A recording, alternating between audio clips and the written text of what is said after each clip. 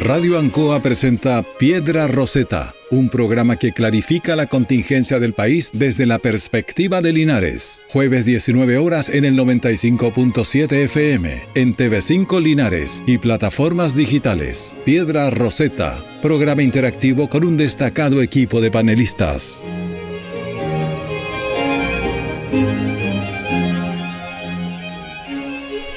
Muy buenas tardes, bienvenidos a un capítulo más de Piedra Roseta aquí por la señal de Radio Ancoa, celebrando también el post de nuestro cumpleaños en la radio, que estuvimos de cumpleaños, ustedes bien lo saben. Aprovecho de saludar entonces a todos los funcionarios de la radio, a todos quienes hacen posible que nos comuniquemos con ustedes día a día, porque es una función que hacemos con cariño, pero además creemos una función pública que debe mantenerse en el tiempo. Aprovecho de saludar también aquí a don Pablo Sepúlveda, con quien hoy compartimos también micrófonos. Don Pablo, muy buenas tardes. Muy buenas tardes y un saludo también a toda la gente que nos escucha, además por todas las plataformas de la Radio Ancoa, y por supuesto a usted, a Carlito y a Cecilia y a Raúl que están atrás en la edición. Así es. Y don Marcos Villagra, muy buenas tardes. Hola, ¿qué tal? Muy buenas tardes. Me sumo a los saludos del cumpleaños de la Radio Ancoa. Tantos recuerdos que nos ligan a la radio, y hoy día es un honor también estar participando en este panel de Piedra Roseta que llega a toda la comunidad a través de la radio. Así es. Bueno, la semana, los días, la verdad que incluido feriado, nos han dejado una cantidad de noticias. Hoy mismo, en distintas reuniones que se han realizado entre el gobierno y la oposición, pero bueno, evidentemente el tema de la semana es la salida del ministro Jackson y el cambio de gabinete, además de todos los otros temas que vamos a ir conversando en el transcurso del programa. Y para abrir los fuegos, comencemos primero con esta repercusión que tiene la salida del ministro Jackson, primero la semana pasada, y esta semana con el cambio de gabinete que el presidente finalmente concreta. Es el tercer cambio de gabinete que concreta el presidente de la República. Sigue más o menos los números de paridad. Se incorporan algunos partidos un poco más relevantes como comunes. Revolución Democrática finalmente sale de la primera línea, se queda con algunas subsecretarías. El PPD se asienta y el Partido Radical mantiene. Si bien hay un cambio ahí interesante respecto a los ministros, es decir, se fueron el ministro de Educación, que estuvo también ahí en la palestra durante mucho tiempo, acusación constitucional de por medio. Asume un ministro comunista, es la primera vez, tengo entendido la historia, que asume un ministro comunista. Vamos a conversar de eso. ¿Quién es este señor Nicolás Cataldo?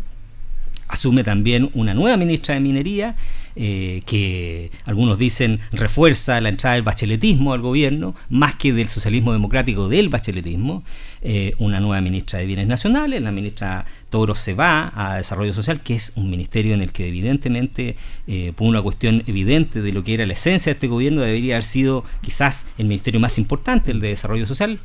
Lo mismo en Cultura, donde tenemos a una más del integrante del semillero de los Venegas, que se incorpora ahora al gobierno. Ya tuvimos al papá en algunas circunstancias, la mamá es diputada, el pelado Venegas, si ustedes se recordarán, fue alcalde de la Florida, etcétera, etcétera. Tenemos muchos que han salido de ese programa, curiosamente semillero de autoridades políticas.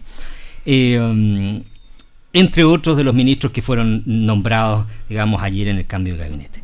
Eso para partir. Hagamos un análisis de qué nos parece el cambio digamos, de gabinete y las palabras del presidente con las que voy a iniciar, digamos, el abrir los fuegos, porque el presidente al principio de su relato hace una enumeración de los logros del gobierno, señalando que han superado la pobreza, que hemos alcanzado números inéditos, que la economía se está reactivando. Yo la verdad que al principio no sabía si estaba hablando de Chile o de Noruega o de no sé de qué otro país, pero no pensé que no era Chile, digamos. Después hace reitero un llamado a la unidad con las fuerzas de la oposición. No menciona al Partido Republicano necesariamente dentro de ese esquema. Y hoy se concretó también esta reunión con Chile. Vamos. Abrimos los fuegos con don Marcos Villagra. Bueno, acá tenemos un cambio de gabinete como en dos etapas. La salida evidentemente del ministro Giorgio Jackson genera un movimiento de las huestes gobiernistas, y yo creo también que hay que mirarlo en su real dimensión. La salida de Jackson, que estaba precipitado por todo un ciclo político bastante álgido, que está también agarrado, enmarañado con esta situación de la crisis de los convenios, las fundaciones, los dineros que están pasando sin un control máximo hacia fundaciones y corporaciones, gatilla una salida que no solamente el mundo político, sino que también existía bastantes cuestionamientos al interior del gobierno respecto de la mantención de Giorgio Jackson ya no como una figura ministerial que estuviera desarrollando una tarea o determinadas actividades dentro de lo que significa el desarrollo social y la familia, sino también porque estaba transformándose en el punto político y en este dique que tenía el gobierno para proseguir con su agenda, no solamente de reformas que se han establecido, sino también que no estaba facilitando el diálogo político con nadie. Entonces, en un ejercicio de realismo, Giorgio Jackson decide, según lo que se ha señalado en los medios de comunicación social, decide su salida. Y lo hace precisamente en un momento bien crítico. Estamos hablando del inicio de un fin de semana largo, y eso hace también que el movimiento político empiece a generar bastantes reacciones, porque hay que reacomodar. Independientemente de la figura propia que Jackson y la relación que ha tenido con el presidente Boric, evidentemente aquí hay un cuestionamiento al corazón político del gobierno. Y es ahí donde se esperaba precisamente que si había un movimiento a nivel de los ministerios que tenía también que resolver la situación política, cómo iban a sostenerse las fuerzas de equilibrio entre el socialismo democrático y el Frente Amplio y Partido Comunista.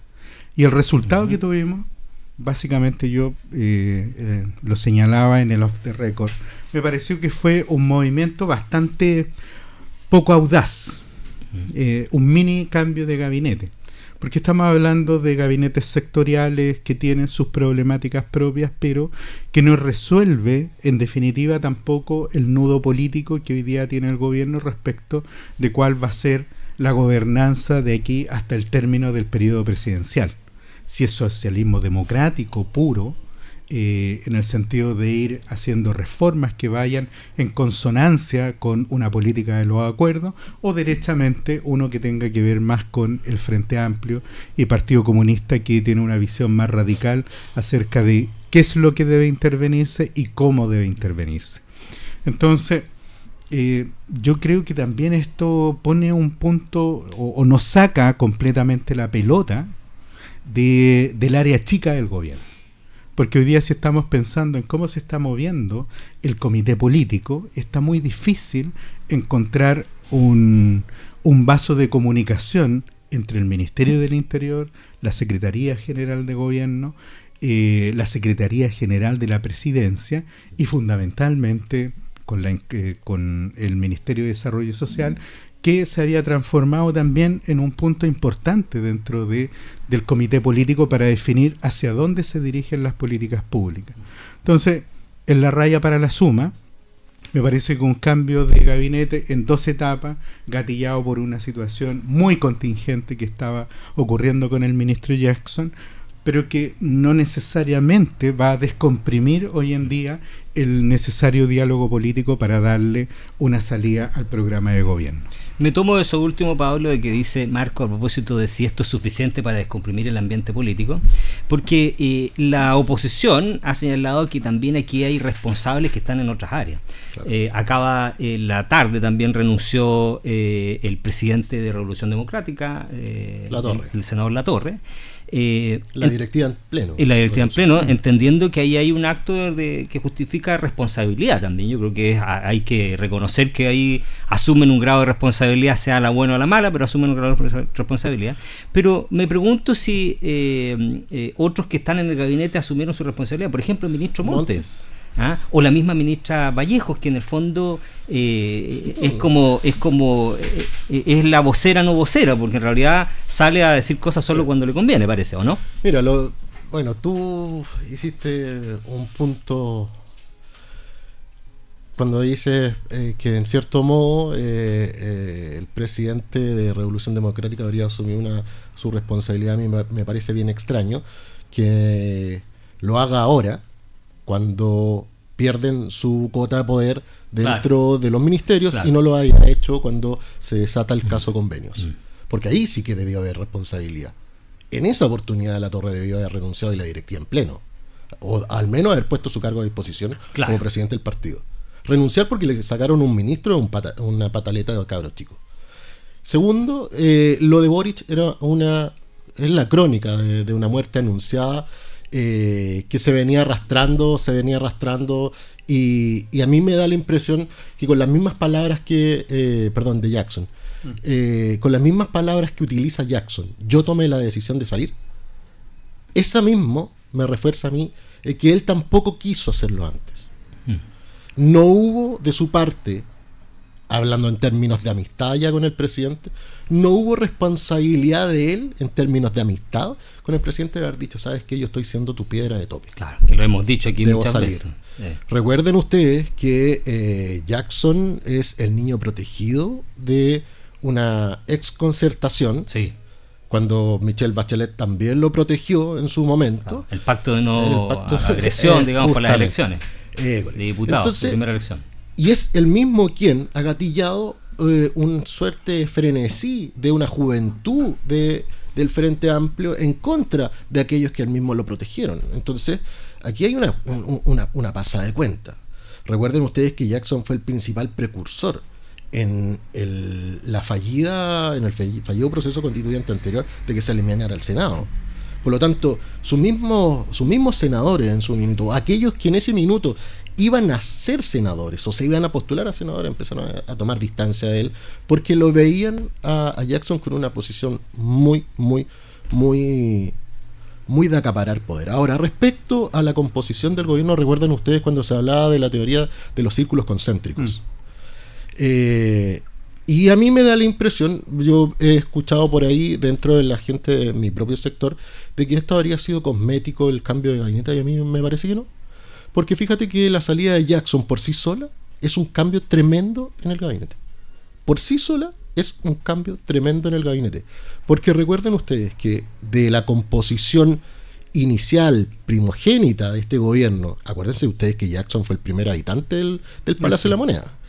De la composición primogénita, en donde estaba Ixchia Siches, en donde estaba Camila Vallejos, Gabriel Boric y Jackson, hoy día ya quedan solamente dos.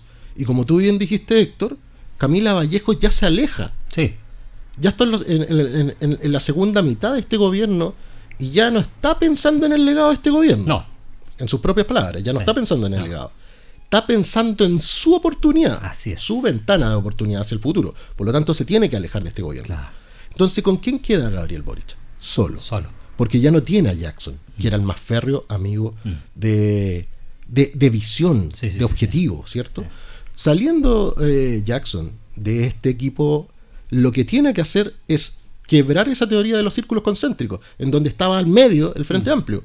Y acuérdense ustedes que en el círculo más en el anillo exterior estaban estos partidos del socialismo democrático, que hoy día son el 50% del gabinete. Por lo tanto, se quiebra esa forma de articular el gobierno, y a mí me da la impresión que la única oportunidad que tiene Gabriel Boric de retomar en cierto modo, o el gobierno, de retomar en cierto modo una agenda, es transversalizar su trabajo, extenderlo también a otros ministerios, porque hoy día estamos muy centrados en lo que hace Desarrollo Social, Justicia y el Ministerio del Interior. Muy centrados en ellos. Ahora tienen que empezar a transversalizarlo, y la entrada, por ejemplo, de Cataldo va a incidir mucho en eso. Acuérdense que hoy día también se está hablando de la posibilidad de un paro nacional de profesores. Cataldo, a mí me da la impresión que Cataldo va a jugar un buen rol como articulador, porque usted nadie podría negar que el Colegio de Profesores tiene mucha cercanía con el Partido Comunista. Por lo tanto, eso me da la impresión que es una buena jugada en términos políticos, aunque a mí no me guste, pero es una buena jugada en términos políticos la entrada de Cataldo. Además, Cataldo tiene harta más muñeca. Es un ministro con una muñeca mucho más firme, y que no está aferrado solamente a su visión ideológica, que era el caso del ministro Ávila. Cataldo tiene una muñeca mucho más amplia en términos políticos, tiene más conexiones, es más, se maneja mucho mejor políticamente. Eso yo creo que le va a dar un poco de aire en un ministerio que históricamente en los gobiernos nosotros le exigimos mucho, pero particularmente en este, nadie ha hablado de educación. O sea, en la peor crisis de educación que hemos tenido en los últimos 50 años, nadie hoy día está hablando de educación. Saliendo post pandemia. Claro. Nadie está preocupado de lo que de los contenidos que se han perdido en estos alumnos. Nosotros lo conversamos aquí hace un tiempo, ¿se acuerdan con los resultados de las pruebas de evaluación? Sí.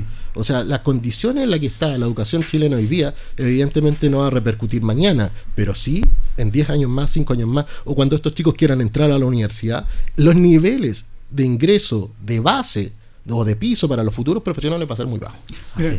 Solamente para complementar en la misma línea de lo que decía Pablo, fíjate que nosotros en sesiones pasadas veíamos que los gobiernos en un momento tienen que empezar a actuar con mucho realismo, y el realismo político digamos el principio orientador cuando está en el Palacio de la Moneda y tienes que determinar hacia dónde va a dirigir el trabajo. Y veíamos que acá se había planteado, entre otras tesis, que aquí estábamos muy parecidos a la Unidad Popular, y yo asumo que eso no es tan así. De hecho, a mí me parece que los quiebres van por otro lado y tienen que ver específicamente cómo ya desatado este nudo de realidad que era el inicio del gobierno con los círculos concéntricos. Hoy día la realidad te dice que tenemos que empezar a poner personas que dentro del gobierno no solamente gestionen la política pública, que además sea visible desde el punto de vista de la comunidad, que es la que te va a votar en algún minuto, porque la realidad hoy día te está diciendo que hay una fuerte tendencia a que la instalación del próximo gobierno sea de la derecha o de la ultraderecha. Entonces, por lo tanto, hay que hacer un juego que permita mantener, sostener o no perder tanto poder en la eventualidad de que exista una elección. Tenemos las municipales ad portas, tenemos también las consejerías regionales, los gobernadores regionales, y después, bueno, vienen las parlamentarias. Claro. Entonces, ese realismo indica que hoy día tienes prácticamente un plazo de 1 año para poder provocar un cambio en el escenario político y sacar precisamente aquellos elementos que pudieran generar algún tipo de disrupción o problema al interior del gobierno. Ahora, a mí en particular el cambio de gabinete me parece un cambio de gabinete, no dramatizaría mucho con el cambio de gabinete, particularmente lo que se ha mencionado de la ministra de Cultura y Arte. Bueno, hay que darle la oportunidad. Yo creo que las críticas que ha tenido ella respecto a su edad son totalmente infundadas. O sea, ojalá haya más gente joven. De hecho, es mayor que el presidente. Es mayor que el presidente, y ojalá haya más gente joven siendo parte de los ministerios o tomando opciones de poder. Esa crítica yo la restaría totalmente. No corresponde. Hay que darle la oportunidad, así como se le ha dado a otros ministerios que ni siquiera ministros que ni siquiera les conocemos el nombre hasta el día de hoy. Entonces mi crítica iría más por ese lado. Pero hay que pedirle también a los ministros que se desarrollen. Ahora, ¿cuál es el cuestionamiento de esa ministra particularmente? Es que su entrada fue mala. Partir diciendo que el enfoque del ministerio era particularmente la conmemoración de los 50 años, no entender cuál es la función del ministerio. Sí. Bueno, me tomo tus palabras para hacer un análisis respecto de, ahora analicemos un poco los ministros, digamos, porque claro, estamos hablando del ministro de Cultura y el ministro de Educación, que quizás son, desde el punto de vista de lo que es el aspecto identitario de este gobierno, se supone que son los dos grandes temas, los caballitos de batalla, junto con educación, cultura y desarrollo social, digamos, ¿no? A eso llegaron a este gobierno, a cambiar, digamos, este mordos del neoliberalismo. Entonces uno ahí se pregunta y termina un poco decepcionado en general de cómo está nuestra clase política, digamos, de cómo está esa reserva de políticos en esta izquierda, digamos, porque si tú piensas quiénes han sido ministros de Cultura o quiénes han sido ministros de Educación en Chile, la verdad que te encuentras con sorpresas extraordinarias. Juan Gómez Millas, por ejemplo, fue ministro de Educación. Ricardo Lagos fue ministro de Educación. Enrique Molina Garmendia, fundador de la Universidad de Concepción, Luis David Cruz Ocampo, Martín Silio, o sea, la cantidad de personajes prohombres que uno puede decir que estaban preparados o que por lo menos tenían una visión de lo que tenía que ser el desarrollo de la cultura en Chile, es abismante respecto de quiénes son hoy nuestros ministros de Educación, o ministros de Cultura, o ministros de Obras Públicas. Entonces, la reflexión que uno puede hacer finalmente es que este raspado de la olla de este mundo, de esta izquierda, digamos, queda muy poco, digamos, para poder encontrar a los mejores hombres y mejores mujeres. Eso por una parte, da esa impresión que no hay gente. Porque aparentemente el mundo socialista del socialismo democrático, que tiene gente, el PPD, el Partido Radical, que uno puede entender que gobernaron durante 20 años, tiene gente preparada, aparentemente no tiene la puerta abierta para entrar en esto. Entonces terminas encontrando con gente y conformándote casi con que el señor Cataldo, por ejemplo, respecto de quien también tengo alguna aprecio intelectual, porque efectivamente es un tipo que yo leí su trayectoria, es una persona que ha cumplido ciertas funciones en educación y que entiende de qué se trata, incluso más que el ministro Ávila, digamos. Y que por último el ministro Cataldo, siendo comunista, tiene claro lo que quiere hacer. Por lo menos, o sea, tenemos a alguien que sabe lo que quiere hacer en educación. Ya eso es un punto de partida, digamos. Ahora, que sea lo que a mí me parece que debe hacerse en educación, ahí podremos discutir, eso es otra cosa. Pero por lo menos es un tipo más preparado, es una persona más preparada para un cargo de la relevancia que tiene el Ministerio de Educación.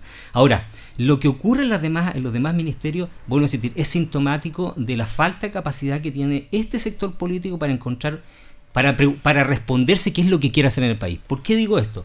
Porque lo que pasa en minería fue grosero. Lo que pasó en minería, y ustedes tienen que saberlo, se aprobó la ley del royalty. Tuvimos la semana de la minería en Chile. Codelco ha mostrado cifras definitivamente que son aterradoras respecto de su finanza. Pero además de eso, estamos enfrentados a una situación en que la llamada empresa nacional del litio no ha avanzado. Entonces, un área que es fundamental en nuestra economía, como decía ese famoso embajador chileno que decía, Chile es un país agrícola que vive de la minería. Bueno, si vivimos de la minería, eso debería estar encima de la mesa, digamos, porque ahí es donde sacamos los recursos. Y cuando tú ves que el gobierno, la ministra de Minería, pasó sin pena ni gloria, tú te das cuenta que en realidad lo que moviliza a este gobierno no son en realidad los temas de fondo, de crecimiento, de desarrollo económico, sino que simplemente temas temas identitarios, y por eso se centran en estos ministerios: educación, cultura y desarrollo social. O sea, una forma de ver particular la vida que está muy ligada a banderas identitarias de la izquierda, que es además una izquierda de los años 60, que no ha cambiado, digamos, mucho de esa izquierda, que no tiene nada que ver tampoco con la izquierda de la renovación, y por lo tanto es ahí donde se pierde la verdadera razón de lo que debería hacer este gobierno, que es superar finalmente la pobreza. Porque vuelvo a insistir, esa es la principal función, superar la pobreza, porque esas fueron sus banderas de lucha de este gobierno. Entonces, desde esa perspectiva tendríamos que educación puede ser un nombre interesante para ponerlo, digamos, a la palestra, que Cataldo podría tener un mejor destino de lo que Ávila estaba haciendo. Más allá de los cuestionamientos políticos. Sí. Williams también es un buen nombre. Es un buen nombre. Es un buen nombre. No solamente por el conocimiento que tiene, sino porque las primeras medidas que se adoptaron, que son las que uno espera, que básicamente es ordenar la casa inmediatamente por dentro. Hay una intervención directa en la ENAMI. La ENAMI, que es básicamente el motor de la pequeña y mediana minería en Chile, y que estaba con una situación crítica desde el punto de vista patrimonial. Entonces, ahí hay un cambio claramente de orientación. Y de alguien que sabe en el mundo que está entrando. En el caso de la cultura y la arte, para mí siempre ha representado en los distintos gobiernos. Y aquí va una... A ver, se va a confesar, don Marco. Esa crítica tan transversal, que siendo un elemento primordial que debe existir dentro de cualquier política y dentro de la visión de un Estado, tenga como todos estos vaivenes. O sea, a mí me parece que Jaime Aguirre era un nombre reinteresante, mucho peso político, tenía las conexiones y todo, pero la cantidad de decisiones erráticas que se tomaron durante el periodo de Jaime Aguirre te dejan bastante que pensar hacia dónde estaba la política de cultura y arte en Chile. Y además, pensando que también es un nudo que es crítico para el gobierno, porque mucho del mundo de la arte y de la cultura vota por el gobierno. Sí, pues. Entonces, ahí tú debes cuidar a las huestes que están trabajando y que están mirando a quién va a liderar un ministerio de tanta importancia y que en muchas ocasiones, en materia de recursos, es tan relevante. Y en la situación de bienes nacionales y desarrollo social, sí yo pongo un punto que hay que tener bastante ojo en lo que sea el devenir de desarrollo social y familia, porque ahí es precisamente donde hay un nudo crítico para el desarrollo de las políticas sociales del gobierno. Y eso a mí me llevaría a pensar también de que deben existir cambios en los cuadros regionales. Y no solamente lo estoy diciendo por el Maule, sino que también en todo lo que tiene que ver con el país. Porque en desarrollo social está alojado la inversión pública, donde se tiene que determinar exactamente cómo va a ser la inversión de la política pública a nivel regional. Y ahí es donde ese nudo, que estaba empantanado por la situación particular del ministro Jackson, tenía que necesariamente salir. Bienes nacionales, mucho se ha escrito sobre la importancia o la relevancia que tiene. Yo creo que podemos hablar también de eso, de si son necesarios tantos ministerios. Claro, y ahí uno lo lleva a pensar efectivamente que hay que hacer un análisis respecto de cómo está trabajando el Ministerio de Bienes Nacionales, que sí le hace mucho sentido a la comunidad, se relaciona bastante con el Ministerio de Bienes Nacionales. La regularización de título de dominio es pero de una alta importancia, e incluso para la planificación de lo que tiene que ser el desarrollo en los distintos niveles. La armonización del territorio. La armonización del territorio. Entonces, los municipios casi todos tienen una pequeña oficina de bienes nacionales. Y hay que verlo. Junto con vivienda. Por eso, y hay que verlo, esa relevancia, esa importancia que tiene. Y por eso yo decía, los cambios pueden tener, en este caso, desde el punto de vista sectorial, una importancia que pasa en materia del análisis político por debajo. Pero evidentemente, en el caso de los comités políticos o del corazón misma de la política gubernamental, la ausencia de un cambio relevante está diciendo o que alguien atajó o que los cambios que debieron hacerse se dejaron para ver cómo funciona un gabinete en estas circunstancias y si puede sostenerse durante el resto del periodo de gobierno.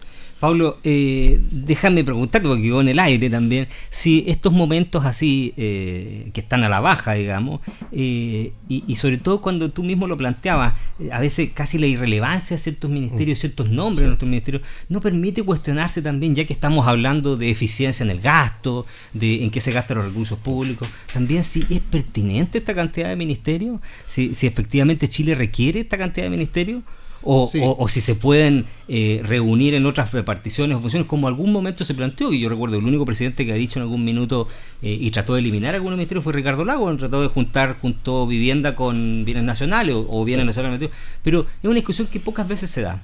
Sí, mira, tiene harta lógica, pero hay que tener cuidado con este frenesí que muchas veces está vinculado no tan solo a la política nacional, sino que es lo que tú ves también en la aparición de nuevos liderazgos internacionales. Lo vamos a hablar un poquito rato más. Milei, por ejemplo, que está muy centrado en hacer más eficiente al gobierno, pero de pronto cuando esa buena intención se convierte en la vocación de un gobierno, se desperfila, porque no necesariamente por hacer un gobierno más chico lo va a hacer más eficiente, que supone ser más controlable, pero no necesariamente es así. Ahora, claro, hay ministerios que uno se pregunta, bueno, pero ¿por qué no podrán trabajar juntos? Tú misma lo dijiste, el Ministerio de Bienes Nacionales, yo creo que perfectamente podría ser una subsecretaría del Ministerio de Vivienda y Urbanismo. Claramente, para mí, el Ministerio de Bienes del Medio Ambiente con el Ministerio de Agricultura deberían estar muy vinculados, mucho más vinculados de lo que son hasta el día de hoy.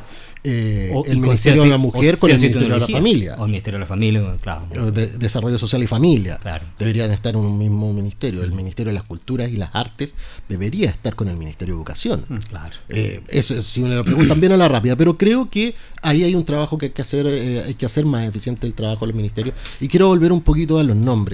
A mí, particularmente, el nombre de Aurora Williams me parece un muy buen nombre. Una mujer que ha trabajado, que ha sido ministra además de Minería, pero que ella además siempre su experiencia política dentro y fuera del gobierno Exacto. ha sido vinculado a empresas de la minería. Sí.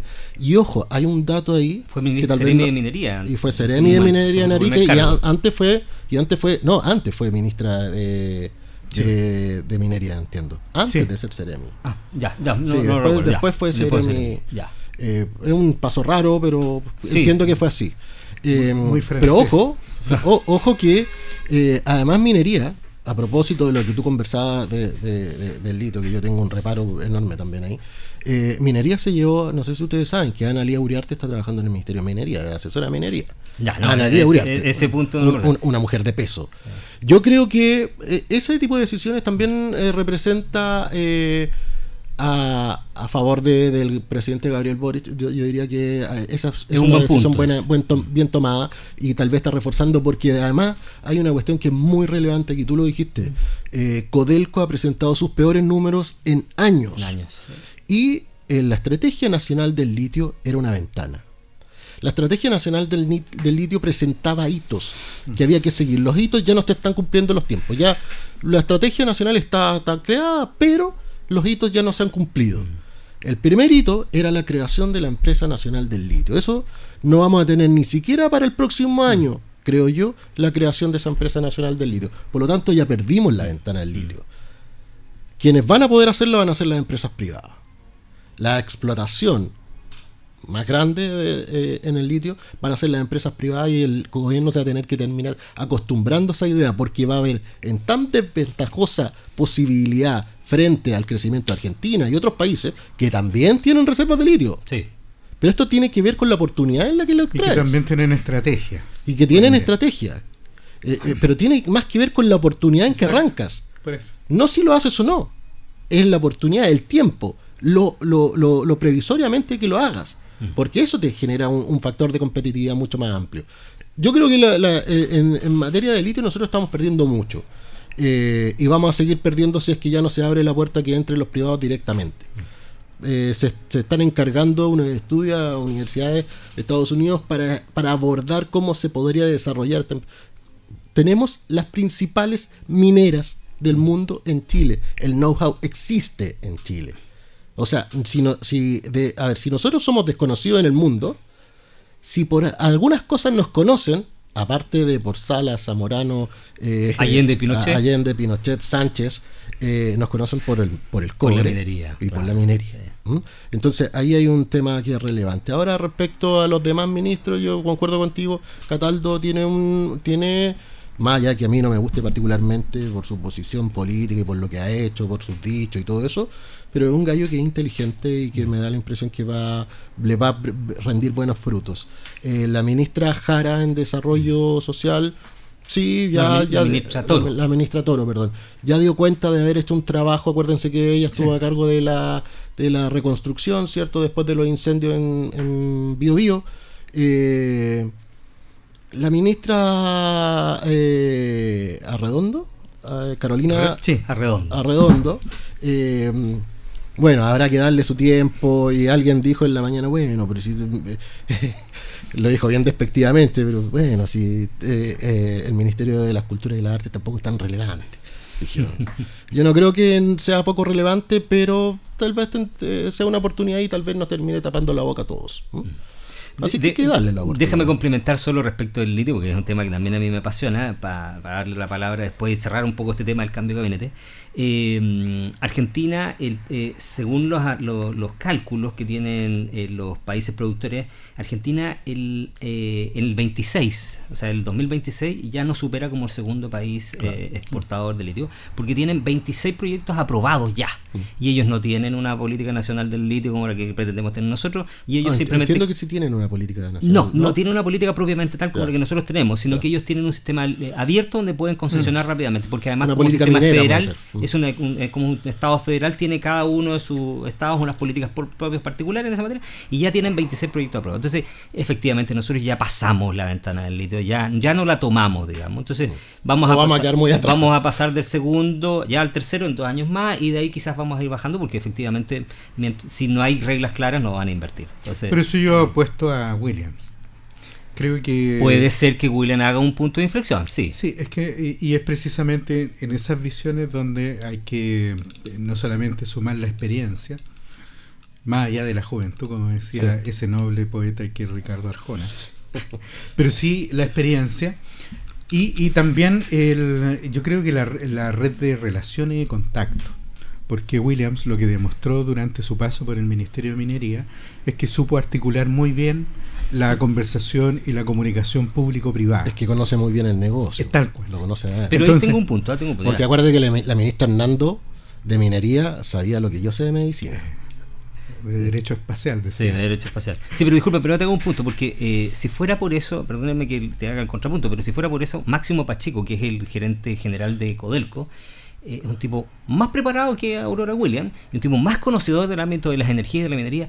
Y por Dios, Codelco está literalmente en bancarrota con esa administración. La diferencia está en que el litio no tiene mochila, no tiene historia para atrás. Exacto. El litio hay que hacer. En Codelco llega Máximo Pacheco. A ver, tú le podías entregar un ministerio a un tipo súper preparado, pero si el ministerio ya tiene la escoba, es difícil. Y fíjate, sí, también te concedo ese punto. Tienes razón en eso. No, y coincido con pero, disculpe, pero independiente de eso, por mucha buena voluntad, por mucha capacidad que tengas, si el horno no está, digamos, precalentado, digamos, mucho no vas a poder hacer, digamos. Si el finado está... Sí, si el finado está en la UCI, es difícil. Pero yo creo que también esto pone de relevancia la importancia de que llegue Williams, conocedora del mundo minero, una cabeza clara, y que puede conversar mejor también para hacer estas reformas importantes que necesita Codelco, o puede entender las decisiones de mejor manera. Y después de eso tienes que intervenir en AMI, que hoy día es una situación que necesita, porque la pequeña minería y la mediana minería vive de ENAMI. Sí. Entonces, como poder comprador, y además que tienen que eliminarse ciertas prácticas como corresponde, pero además ponernos en la senda de la minería del siglo XXI, porque efectivamente hoy día estamos viendo otros elementos que en la economía están llamando la atención. ¿Qué pasa con China? La situación de su desaceleración y además la crisis que tiene hoy día en materia inmobiliaria. El Banco Central chino, el Banco Popular chino, pasó a la vanguardia con el tema y hoy día está prácticamente generando también un impulso económico a partir de la política pública en materia monetaria. Entonces también todos esos elementos que hoy día están dando vuelta en materia económica, si se leen bien por parte del sector minero y por el gobierno de Chile, puede ser una tremenda ventana de oportunidad, porque los nexos, las comunicaciones y los tratados los tenemos mejor instalados y establecidos que lo tienen otros países. Para cerrar esto y pasar, digamos, a las reuniones que ha tenido la oposición con el gobierno, solo un último comentario, coincidiendo en las dos apreciaciones que ustedes tienen, pero hay un factor que no hemos considerado y es lo que tiene que ver con la llamada permisología, porque por mucha voluntad que tenga la ministra y la capacidad y todo lo demás, esto que se denomina la permisología, que en fondo es esta institucionalidad medioambiental y en general de autorizaciones para efectuar inversiones en Chile, eso que si bien es necesario y que forma parte del desarrollo logrado del país, termina siendo hoy una especie de camisa de fuerza que hace que se demore mucho la concreción de los proyectos. Hay un cálculo que habla de no más allá de 5 años para recién iniciar a poner una piedra, digamos, desde que tú partes, te gastas una porrada de plata en hacer estudios de impacto ambiental. O sea, es muy difícil que las inversiones que se quieran concretar hoy rápidamente se hagan y la gente los vea, porque nuestro sistema y nuestra institucionalidad medioambiental tiene estos, entre comillas, cerrojos que están en la llamada permisología. Es fundamental, hemos avanzado mucho, hemos crecido en todo esto, nos reconocen, pero tiene este cariz que es bien complejo de sí, a mí, mira, respecto a eso yo tengo una apreciación. Yo fui Seremi del Medio Ambiente que me interesa más todavía. Conozco bien de cerca. A mí me da la impresión que el retraso que se viene dando en torno a la obtención de permisos ambientales o sectoriales, incluso también, que no todos son ambientales, pero se les llama ambientales porque forman parte del sistema de evaluación ambiental, los OAECAS, sí, justamente, y que tiene que ver básicamente porque es un sistema nuevo. Recordemos que el Ministerio del Medio Ambiente se crea recién en el 2010. Tenemos una ley general de medio ambiente, la 19.300, ¿cierto? Esa sí es antigua, esa es la principio de los 90. Los tribunales ambientales en Chile son recientemente creados. Pero fíjate que la institucionalidad ambiental en Chile no existe en ningún otro país de Sudamérica. Por lo tanto, somos punta de lanza, sí, y me parece que está bien. Por eso, nos reconocen. Ahora, yo creo que con el tiempo eso se va a ir acelerando porque va a estar más engrasado. Yo diría que estamos en una especie de marcha blanca en materia de evaluación ambiental, se está recién empezando. Pero, a ver, no es un factor determinante tan solo en la evaluación ambiental el problema de la permisología. Anda tú a pedir un permiso de edificación. ¿Cuánto tiempo te puedes pasar? Sí, anda a pedir un permiso de explotación. Es que yo lo englobo en todos los permisos, todo, no solo medio ambiente. Digamos, un permiso de subdivisión de terreno, un loteo. Sí, absolutamente. Un permiso minero, una concesión gratuita, la inscripción de derechos de agua. Sí. En Chile, en general, la permisología es lenta. Que en muchos casos está hasta cuestionada. En la mañana... Es que por eso hablo de permisología en general, no solo medio ambiente. En la mañana me tocó conversar un poco sobre estos temas que tienen que ver exactamente con las herramientas, los instrumentos y los procedimientos que se encuentran establecidos en la ley para facilitar no solamente proyectos de inversión, sino para el desarrollo de la actividad económica global. Y tú te encuentras que en muchos casos existe un cuestionamiento y hasta una cierta sospecha, y que eso es transversal respecto de los vehículos, mecanismos y herramientas que está utilizando para poder echar a andar algún proyecto. O sea, cuestionamiento a nivel de sociedades. Bueno, las sociedades permiten esconder patrimonio. Bueno, si empezamos con esa, digamos, con ese prejuicio, la verdad es que nadie va a pasar el filtro. Si lo importante es que esta situación funcione dentro de los plazos, los periodos estipulados, y cada vez que exista un cuestionamiento funcione esa otra institucionalidad que es tan importante. Y yo creo que la autoridad también tiene que saludar que funcione la institucionalidad. Porque en la medida en que se quieren saltar los pasos, en que existan telefonazos o que existan lobistas y que el lobismo está que esa es una crítica que se hace a la institucionalidad ambiental, porque tú cuando terminas, pasaste por toda la institucionalidad y llegas al Consejo de Ministros y hay una decisión que es política, algunos dicen, ¿para qué hicimos todo esto otro? Y, sí, pero va a ser es por lo mismo porque requiere ciertos perfeccionamientos. Y yo creo que hay un tema también asociado a la permisología que tiene que ver con la concurrencia, o digamos con el doble permiso, que tengan que concurrir a distintos estamentos para obtener básicamente lo mismo.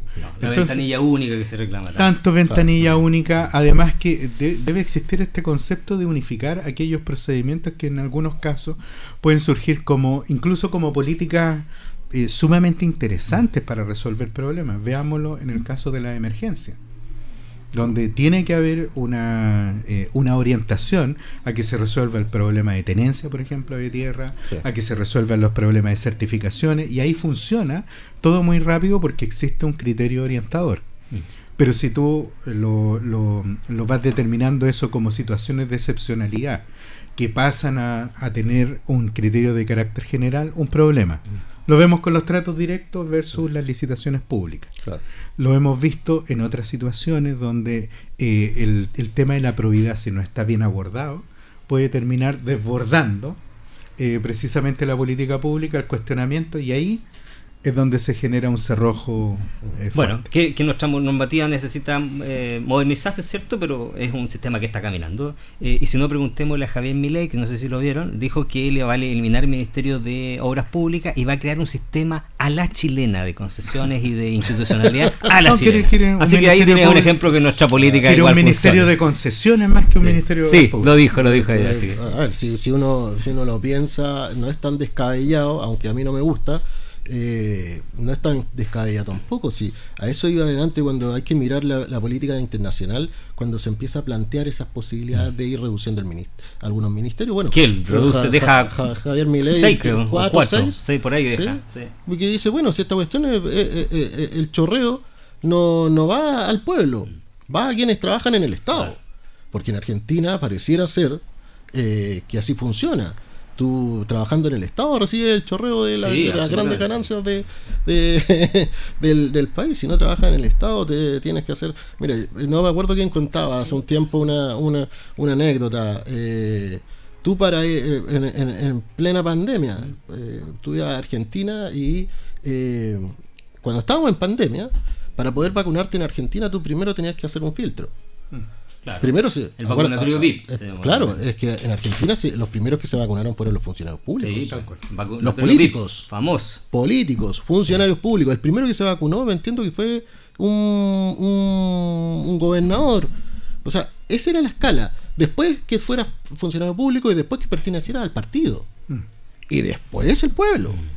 Entonces, el sistema en Argentina funciona muy distinto. Yo creo que nosotros nos ven como un sistema, más allá de todos los cuestionamientos que podamos tener en Chile, nuestro sistema en general, nuestro sistema público es un sistema que funciona. Bueno, ya que estamos hablando de este tema, enganchémoslo al tiro, aunque sea breve, con las elecciones de Argentina, que fue una sorpresa para la clase política en general, no tanto quizás para la misma ciudadanía, que ya sentía que esto se podía ocurrir. En primer lugar resultó en las PASO, que son además una elección primaria, no es la elección definitiva, todavía queda la primera vuelta, donde van ya los que ganaron estas elecciones primarias dentro de sus conglomerados, son los que van a la elección definitiva. Que dicho sea de paso, es un modelo que gustó mucho a la política en Chile.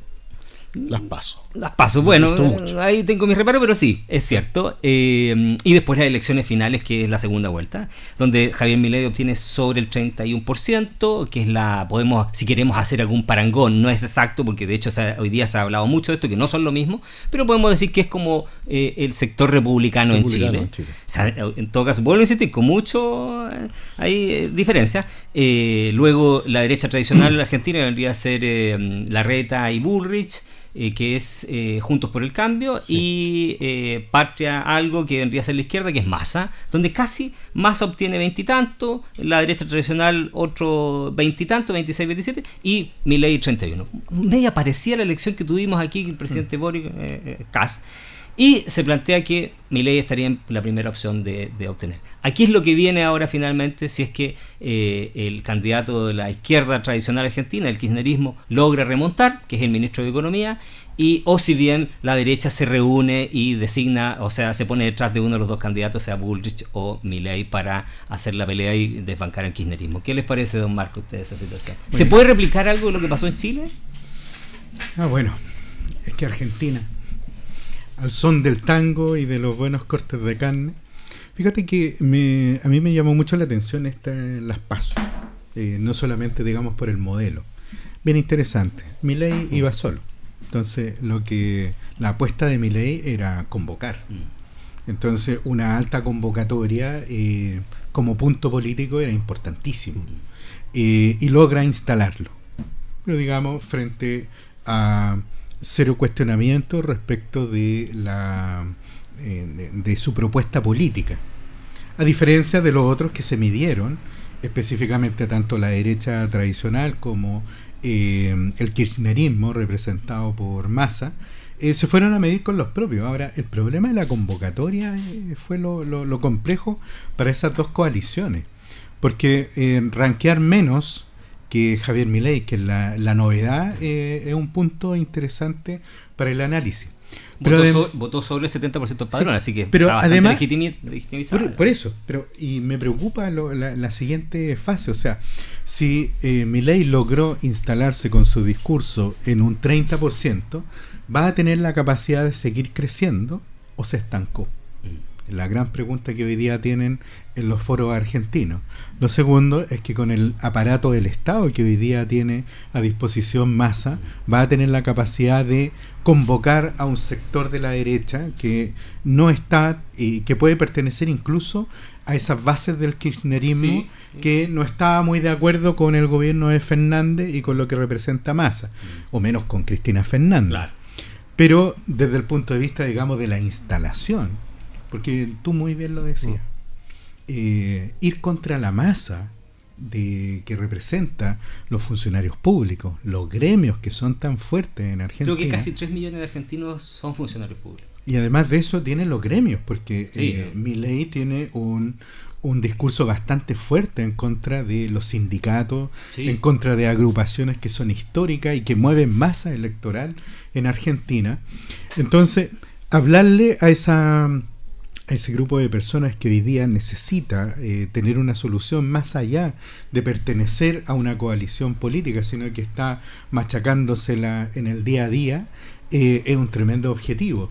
Y por eso te digo, estarás cosechando más, en el caso de Milei, estará cosechando más, un voto más, 5, 10 votos más de lo que podría cosechar en el caso de los funcionarios públicos o de los sindicatos, que van a hacer una contracampaña bastante fuerte. Y eso también te da el pulso de lo que van a ser las elecciones en Argentina. Ya vimos que con el asesinato de Villavicencio, hoy día las elecciones en el Ecuador están en un planteamiento completamente distinto. Dio vuelta completamente los análisis políticos y hoy día ya se está vislumbrando un cambio, digamos, de tendencia en la elección.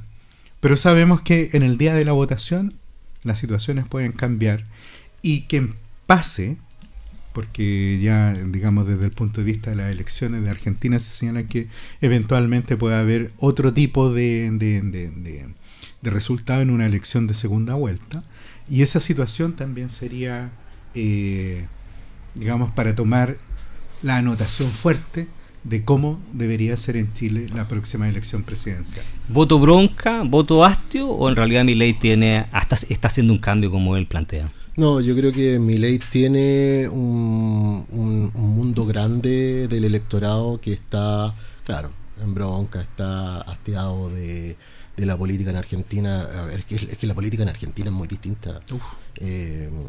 La política en Argentina de verdad que tiene vicios muy serios. Es una política que está muy oscurecida. Por lo tanto, hay una buena parte de argentinos que bueno, la historia argentina también es muy similar a la chilena, con un gobierno militar, claro, muy reciente. O sea, una generación que va en recambio, y que además, como todo está tan globalizado, nosotros vemos el ejemplo de Meloni en Italia, de no recuerdo cómo se llama, el presidente griego, también de una derecha bien confrontacional. Orban en Hungría. Tenemos ya un presidente en Ecuador, o sea, en Paraguay, Uruguay, tenemos a Milei en Argentina, a Kast acá en Chile. Entonces, claro, son figuras reaccionarias que a la juventud, a esta juventud globalizada, le atraen mucho, porque esa capacidad de reaccionar rápidamente, y vuelvo también a la discusión casi filosófica, de que a esta juventud le gusta mucho la inmediatez, que tú seas capaz de reaccionar y no reflexionar. En ese sentido, hay un hastío con ese político que se toma el tiempo para pensar las cosas, sea de izquierda o de derecha, que no le gusta a la juventud hoy día. La juventud hoy día quiere que las cosas se hagan rápido, más allá de que si se hagan bien o mal, pero que se hagan. Eso es lo que me importa. Que se tomen decisiones. Que se tomen decisiones. Me gustan los ejecutivos. Y, claro, y eso tiene que ver con la inmediatez de todo lo que vivimos. Todo quiere ser rápido. El teléfono tiene que ser rápido, la respuesta tiene que ser rápido, la noticia tiene que ser rápido. De ahí viene Twitter, porque ya nos da. La juventud no lee un diario completo. Lee solamente los titulares. Por lo tanto, esa visión respecto a personajes que mezclan muy bien también el manejo de redes sociales, la imaginería, porque digámoslo, Milei como figura comunicacional comunica mucho. Muy su forma de ser. ¿Se acuerdan cómo se llamaba el primer ministro inglés? El chascón rubio. Se me fue. El primer ministro inglés era lo mismo. En política, Boris Johnson. En política también eso marca mucho la presencia.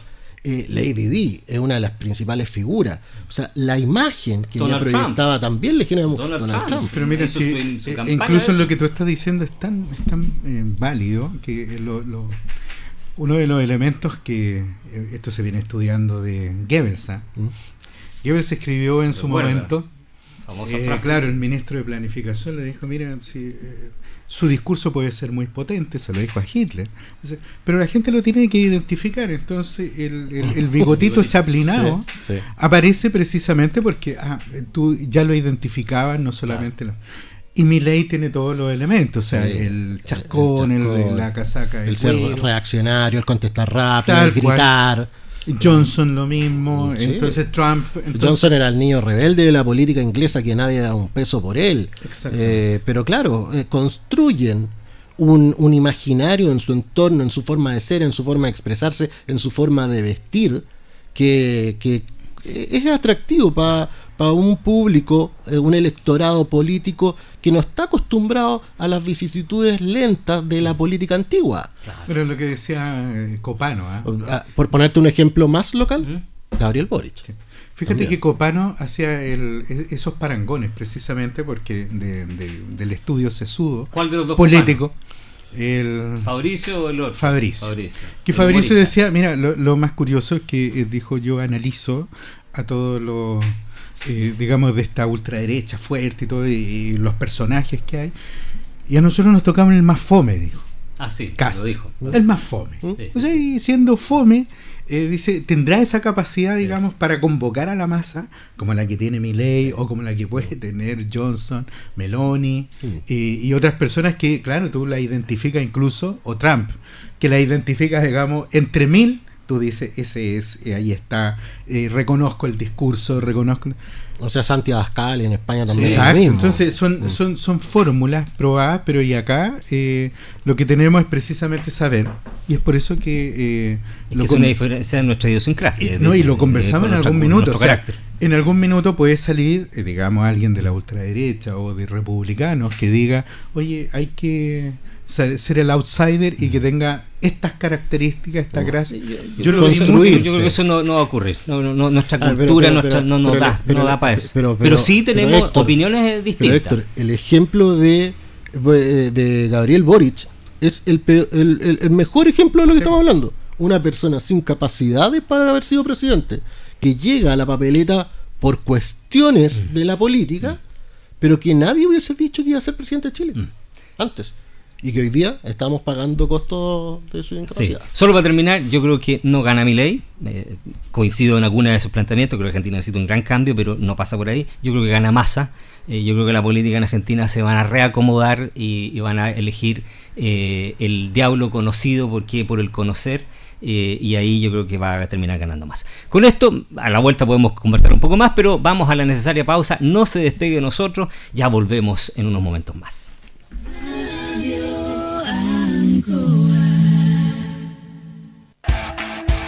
Ruta 2000. Muévete rápido, cómodo y seguro. Muévete con la calidad de Ruta 2000, la flota más grande de la región. Súbete a un Ruta 2000, la mejor opción. Rapidez, seguridad, cordialidad. Ruta 2000. Llámanos al 73 221 2000.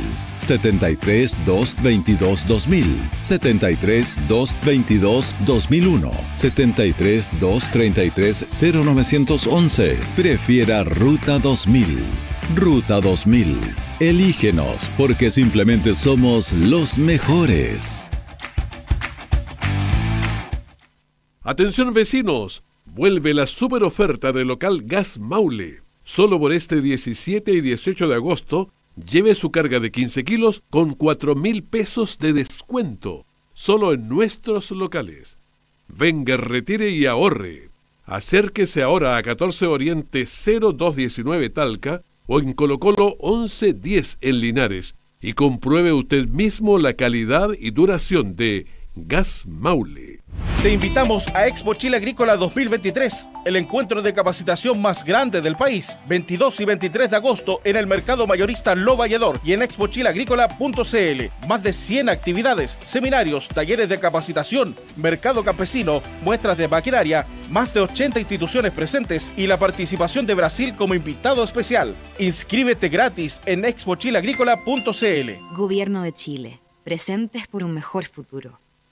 En CGE queremos ayudarte. Si tienes una deuda en tu cuenta eléctrica y quieres ponerte al día, te invitamos a acceder a las distintas alternativas y facilidades de pago en cuotas que tenemos para nuestros clientes. Acércate a nuestra oficina comercial más cercana o en nuestra página web www.cge.cl y solicita tu convenio de pago. Recuerda ponerte al día, así evitarás el corte de tu suministro eléctrico. CGE, entregamos energía.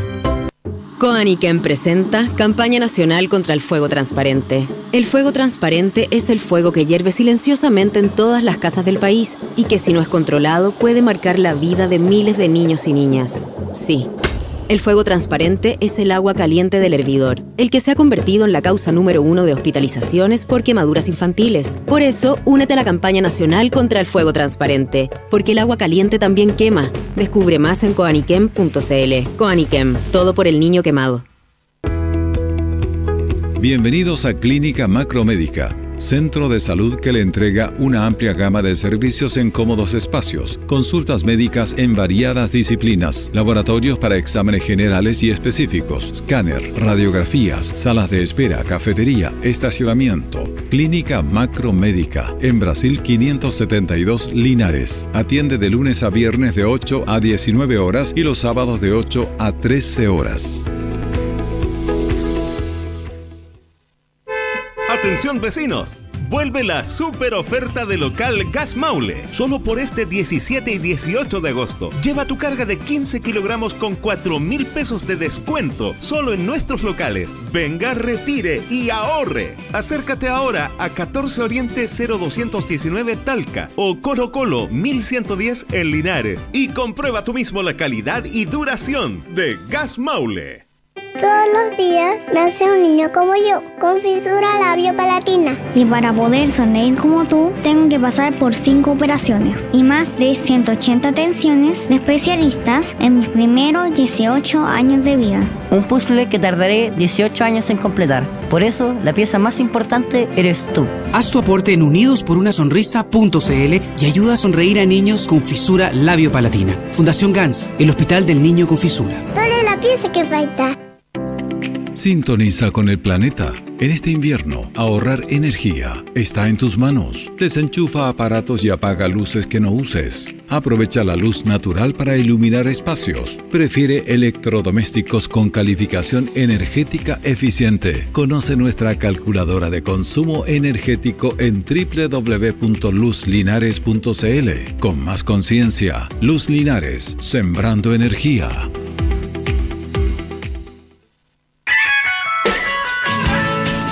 Un sonido que te hace soñar, que siempre te acompaña y te lleva a cantar. Escuchas Radio Ancoa, Radio Ancoa. Escuchas Radio Ancoa,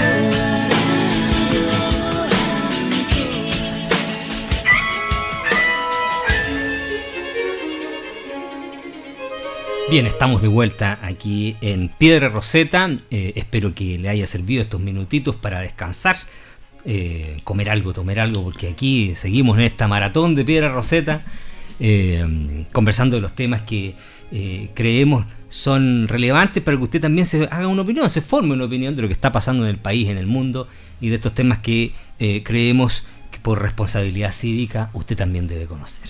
Hablábamos antes de la pausa y antes de terminar con lo de Argentina, que siempre es entretenido comentarlo, la reunión que sostuvo el presidente Boric el día de hoy temprano con la oposición. No con toda la oposición, con parte de la oposición, porque el gobierno también hizo ahí las prevenciones, y fue una reunión dura. Lo que se señaló es que fue un cara a cara bastante complejo, tenso, dicen las notas de prensa, donde la oposición solicitó, Chile Vamos, solicitó ampliar la agenda de temas a discutir ante futuros diálogos, que el tema de la salida de Jackson, el viaje del presidente Boric con el presidente Piñera a Paraguay también fue un tema comentado, y en general marcar lo que la oposición ha denominado las líneas rojas. Hasta dónde pueden llegar, hasta dónde van a ceder, hasta dónde están en condiciones de negociar respecto de lo que es el planteamiento del gobierno en los dos grandes temas, con reforma, no digamos reforma tributaria probablemente tal, sino que el pacto fiscal, ya sabemos que la reforma quedó para el próximo año, el pacto fiscal y la mentada ya reforma a las pensiones, que ya llevamos 12, si no me equivoco, años de tramitación de estos proyectos. Don Marco, ¿en qué actitud, o más bien, ¿cuál es la actitud que debería seguir la oposición de aquí en adelante? ¿Una oposición dura que tiene que marcar los puntos respecto a un gobierno que está de capa caída, y como decía, no recuerdo quién, pero creo que era Maquiavelo: cuando mi enemigo lo está haciendo mal, yo no lo voy a interrumpir, que se sigue equivocando. O bien lo que otros dicen, una generosidad institucional republicana, abrirse a negociar y a dialogar con el presidente para destrabar los grandes temas que los chilenos necesitamos resolver. Creo que es difícil hacer una calificación distinta de lo que podría haber sido esta primera reunión. Tenía que ser dura, tenía que ser de plantear todos aquellos puntos que estaban pendientes en la agenda, y el gobierno tiene que aparecer como propositivo y tiene que señalar cuáles son los puntos, proyectos de ley, proyectos de inversión, cuáles son las reformas que se quieren poner sobre la mesa, y la oposición tiene que hacer su pega en el sentido de señalar aquellos puntos que ellos estiman que son las líneas rojas o los elementos importantes que deben estar dentro de esta discusión política. Ahora, la buena noticia es que ya se sentaron a conversar y desde ahí hay un punto de avance. Y sigo pensando en esta situación de quiénes van a ser los interlocutores que van a proseguir con estas conversaciones, porque sabemos que a nivel de los partidos políticos pueden tener una propuesta de sentarse a conversar, de establecer equipos técnicos de trabajo, pero finalmente son las votaciones en el Congreso las que van a mandar. Y las votaciones en el Congreso ya sabemos que tienen intensidades distintas, y ya hemos visto muchos descuelgues. Y además, discolaje. Claro, el discolaje, pero además porque hay puntos no resueltos en ambos sectores. O sea, hoy día tenemos al sector republicano que está claramente con una línea de trabajo, que no está sentado necesariamente en estas mesas de conversaciones, y por el otro lado tenemos puntos de discolaje que son difíciles de sostener. O sea, ya vemos que, por ejemplo, la arremetida judicial de Fidel Espinosa está provocando mucho más ruido del necesario a nivel del Partido Socialista. ¿Qué hacemos con Fidel Espinosa? Es una pregunta que está rondando en el medio ambiente. Pero además, porque Espinosa tiene un voto importante. O sea, hoy día cada voto está contando en el Congreso Nacional, y no solamente tienes que hacer una ruta que señalábamos en política de convencer a los convencidos. Si tienes que hacer ese trabajo, se te duplica necesariamente el trabajo que tienes que hacer. Si tienes que alinear a tu conglomerado y que no existan votos que se puedan vaciar para resolver problemáticas que hoy día están instalados necesariamente en la agenda pública. Porque el tema mismo de pensiones, en la medida en que se sigue pateando, se sigue tirando hacia el futuro, va a seguir generando problemas, va a seguir generando muchos cuestionamientos y conflictos. Y también yo entiendo que quienes son oposición y que aspiran a ser gobierno no pueden quedarse con un problema latente, porque ya sabemos que los tiempos son cortos. Pablo lo decía recién. Una política instantánea también implica que las personas te empiezan a pedir soluciones rápidas y no solamente quedarse en el principismo o en el voluntarismo en algunos temas, y necesariamente hay que llegar a una solución, porque cualquiera sea la solución ya es solución, versus a que tú tengas un problema que no tienes, que no te movilizaste, y no avanzaste ni un paso para adelante ni uno para atrás. Y no solamente te van a culpar a ti. Ayer escuchaba a una diputada que decía: ya basta de las tortas, la gente en algún minuto te va a decir, están bien las tortitas, está bien llegar con algún regalito a la reunión cuando tenemos que conversar con los parlamentarios o con los representantes populares, en algún minuto te van a decir, bueno, ¿y la pensión qué? Sí.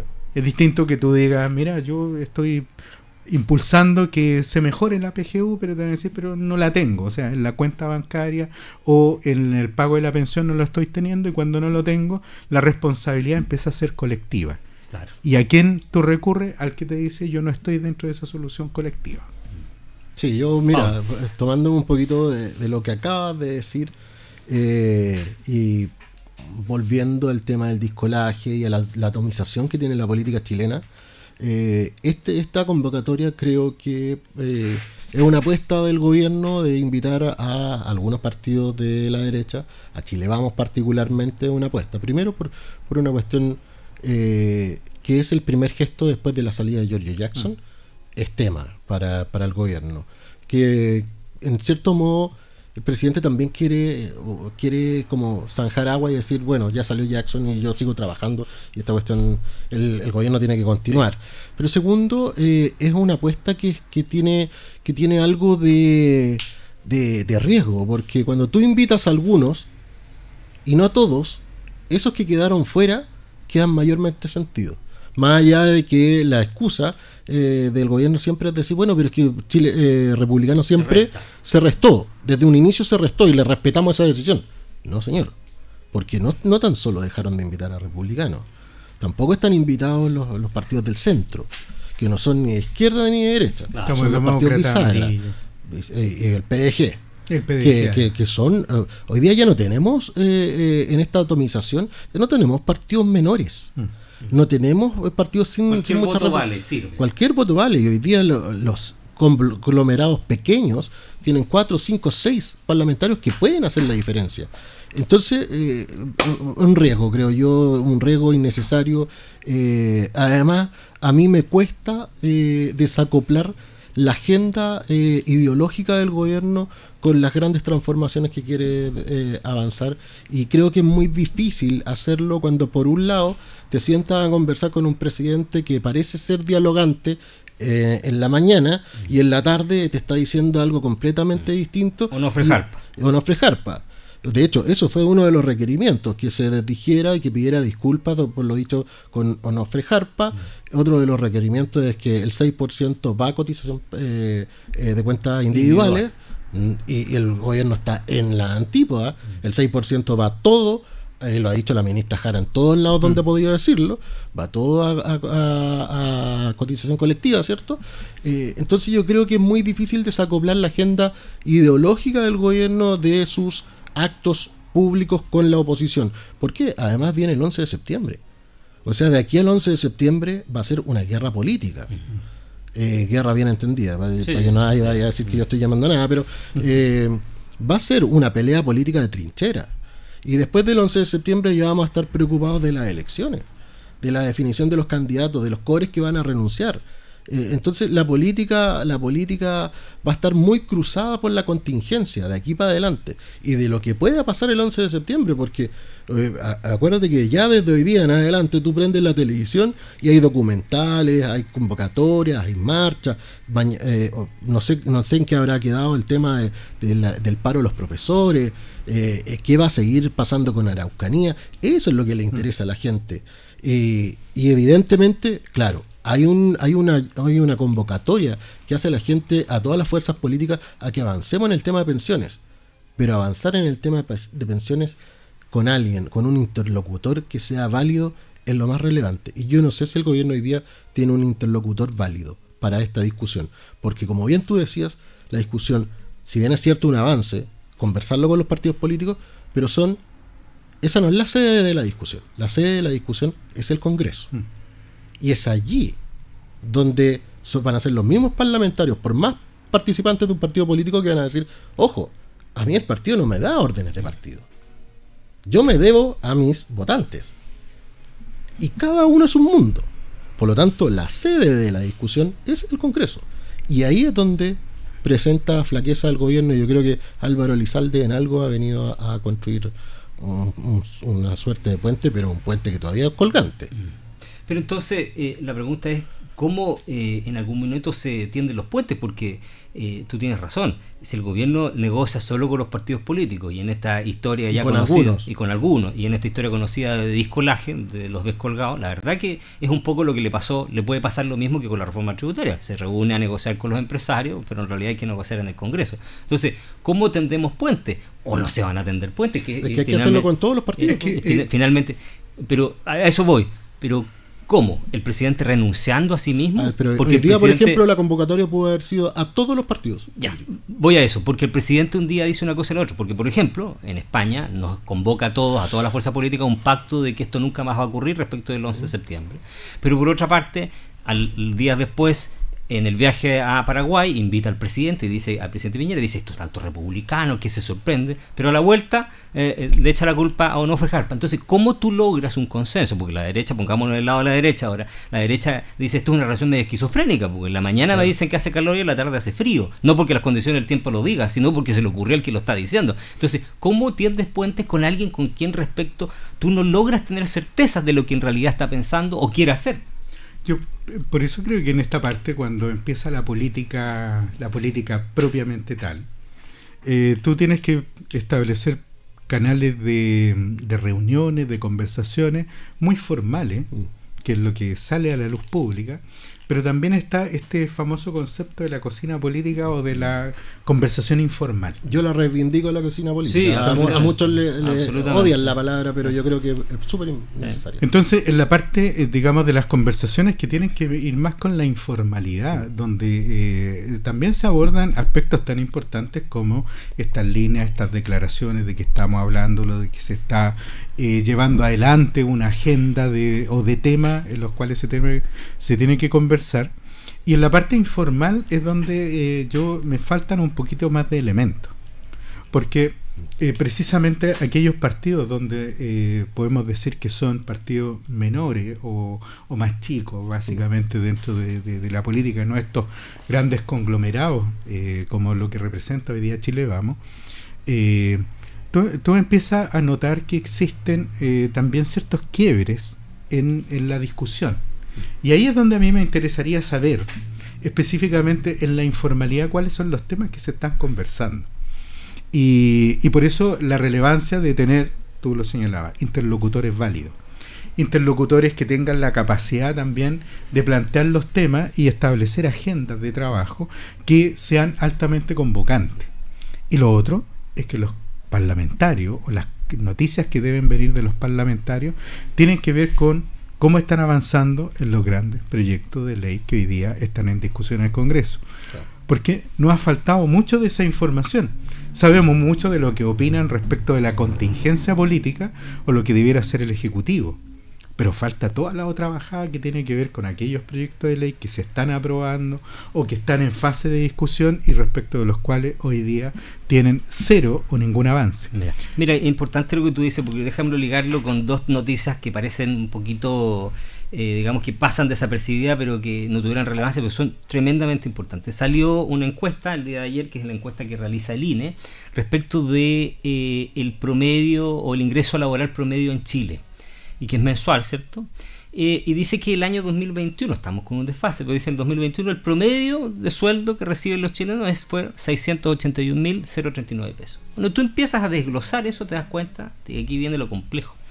Que el 50% de las personas ocupadas, que en Chile son alrededor de 5,5 millones de personas, esa es la masa activa, laboral activa, el 50% de ese grupo de personas, estás hablando casi 2,5 millones de personas, mira lo que te estoy diciendo, registró un ingreso de hasta 457.690 pesos mensuales. Si tú analizas esa cifra está bajo lo que hoy en día se estima que es la línea de la pobreza, que está sobre los 525.000 pesos. Entonces, aquí tenemos un tema relevante que deberían ser los temas de fondo, porque estos temas no están en la discusión hoy día. Claro, uno podría decir tangencialmente está el tema de las pensiones, porque forma parte de las personas que son consideradas en la categoría, la gran mayoría de los jubilados, pobres. Y aquí está, este es uno de los temas. Pero en el fondo aquí no está, nuestra clase política ni el gobierno está preocupado de estos temas. Ese es como un punto. Y el otro punto interesante, que lo planteo para que lo podamos conversar en estos últimos minutos que nos queda de programa, es que salió otra encuesta, o más bien, más que una encuesta, salió otro indicador, que tiene que ver con la tasa de reemplazo en Chile. Acabamos de obtener el resultado actual de cuántas personas, de cuántos hijos nacen por mujer en Chile, y el resultado nos dio que hemos bajado del 1%, estamos 0.8%. Los países, para que puedan mantener su nivel de desarrollo económico sostenido en el tiempo, requieren una tasa de reemplazo que sea equivalente al doble. y eso en estadística se dice que es 2.1 o 2, una cosa así, que es el porcentaje de reemplazo. Hemos bajado a -1. Es decir, la población adulta mayor va a ser mayoritaria en Chile en no más allá de 20, 30 años, y eso habla que la población activa, la que va a trabajar y la que va a financiar pensiones, va a ser mucho menor. Y eso te pone en otro predicamento de si Chile finalmente va a seguir aceptando o no inmigrantes. Entonces, esos dos temas, el tema de la baja natalidad, también te plantea el gran desafío que está en la discusión de ahora, que es la reforma de pensiones. Porque te están diciendo que ya tu tasa de reemplazo bajó del 1, es decir, aquí van a nacer menos niños de los que van a fallecer en una distancia cercana, 20 años, 30 años como mucho. También tiene que ser utilizado como insumo para la reforma de pensiones, porque si el gobierno sigue empecinado en que solo debe ser esta cantidad de dinero a un sistema de reparto, la realidad te está diciendo que en 20 años más ese sistema está colapsado. ¿Por qué? Porque nuestra tasa de reemplazo bajó del 1. O sea, van a nacer menos hombres y mujeres, menos niños que puedan sustentar el crecimiento económico de nuestro país. Don Pablo. Mira, es una pregunta bien compleja. Yo además no soy especialista en el tema, pero a mí me da la impresión de que los sistemas de pensión en el mundo terminan colapsando en algún minuto por justamente lo que tú dices. La población se está envejeciendo rápidamente en el mundo. Eso tiene varias causas, la extensión de la longevidad de la sociedad, ¿cierto? La gente vive más tiempo, hay más informalidad, y esto es mundial, es un fenómeno mundial. La informalidad, las redes sociales han hecho que los comercios, tú puedes trabajar informalmente, vivir una vida informalmente sin haber ni una vez haber cotizado en lo que sea.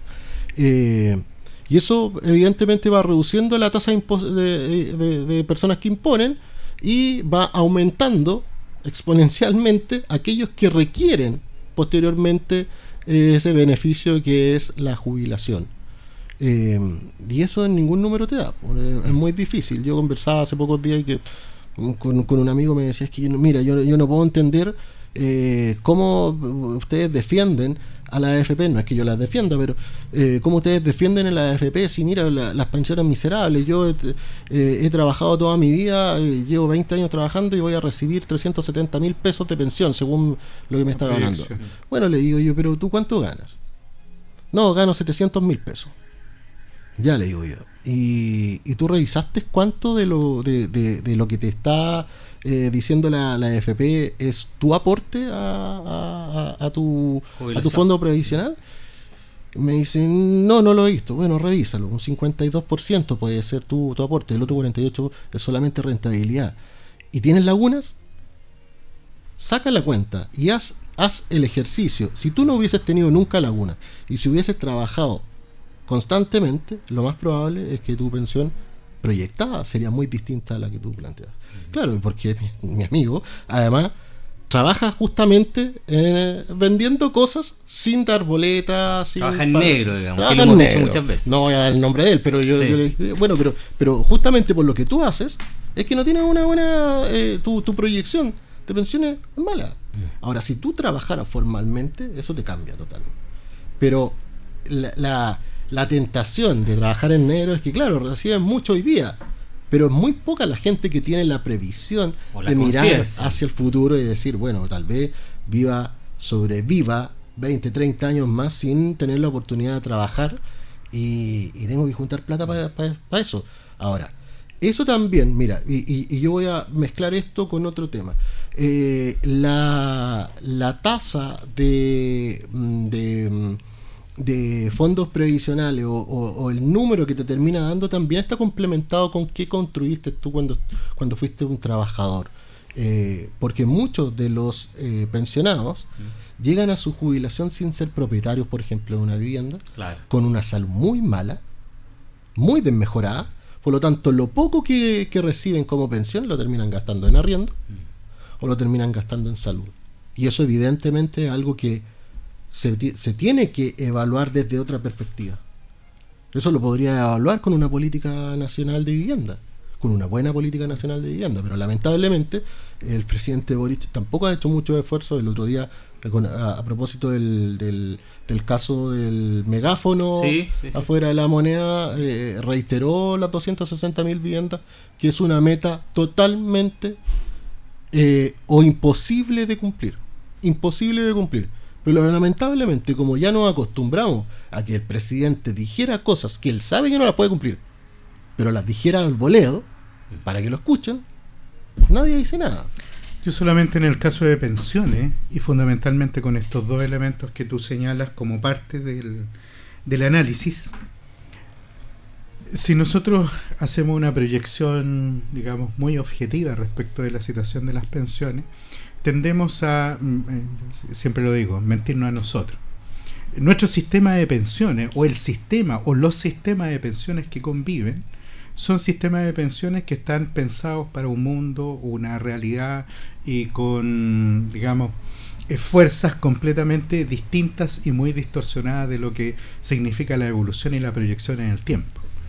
Entonces, solamente para mirarlo, ¿dónde hay sistema de reparto?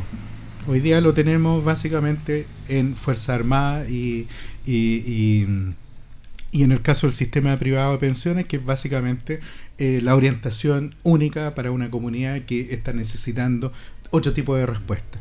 La invitación básicamente hoy día al mundo político es que piense en este tipo de proyecciones pensando en la globalidad y no solamente en situaciones muy particularizadas, porque si hay algo que quebró al sistema de reparto no era solamente la lógica del reparto y la posibilidad de tasa de reemplazo, sino que al final existían tantos modelos, tantas particularidades en el sistema de reparto, que finalmente terminaba siendo un sistema injusto. Pero también en un sistema que estaba hecho para algunos nomás, ese también no es un sistema universal.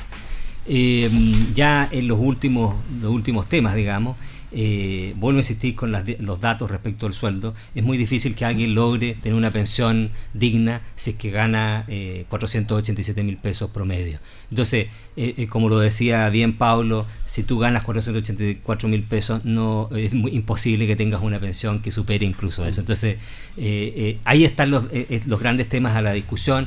Y yo creo que coincidimos los tres. Esos son los temas que desafortunadamente están fuera de la agenda de discusión real de nuestra clase política en Chile. Y con estas últimas palabras, don Pablo, nos despedimos hasta la próxima semana. Un saludo a toda la gente que nos escuchó y esperamos estar con buena salud para la próxima semana y a cuidarse porque viene mucha agua. Así es. Y don Marcos también, muy buenas tardes. Abrazos a todos y a todas, y reitero mi saludo a la Radio Ancoa en tantos años que nos ha acompañado. Así es, 46 años. Así es que nos vemos y nos escuchamos la próxima semana, y también usted puede disfrutar del programa en las retransmisiones del Canal 5 de Linares. Muy buenas tardes.